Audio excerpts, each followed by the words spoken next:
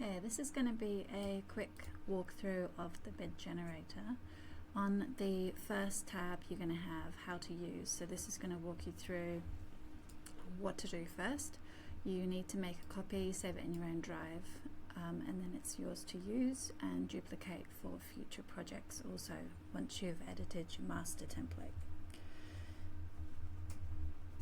The first thing you need to do is to set up the template suitable for your process, and that includes adding all your typical general items that you include in your bid. It includes adding any specific prices for those items, and then checking ones that are always in a bid. So going over to the bid generator, over here you'll have your client information. All of this is automatic, so anything that you see in this very light green, almost white, that's editable, so you can change that to whatever you want.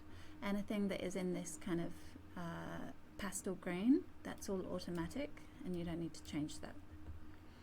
Here you can insert your logo, and then over here we've got so you've got your group buttons here, over there, and under here you've got a category or task option to choose from. These are all bought from your drop downs tab that I'll talk through later, and then in here you can change any of these names. If you don't have any, if you want some extra ones, that sort of thing, you can edit all of that, and then all your prices and costs go in the columns to the side over there. So these are all open,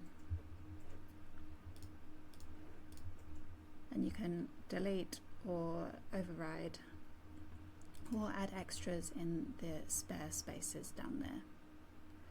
So that's a quick overview of the generator itself. Then you've got your standard pricing, so this is all integrated into the bid generator.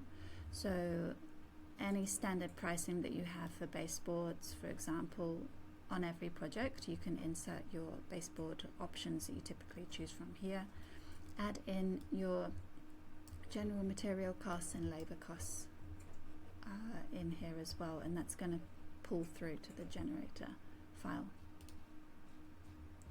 These ones here with the padlock on them, these are locked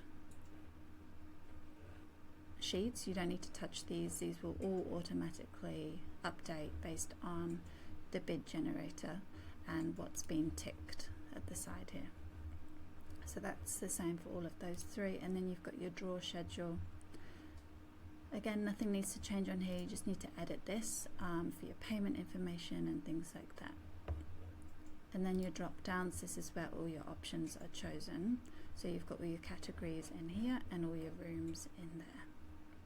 So that's a quick overview of the whole spreadsheet. This video will be linked here, and then further down you'll have specific video task guidance down here, along with some kind of spreadsheet tips put into here.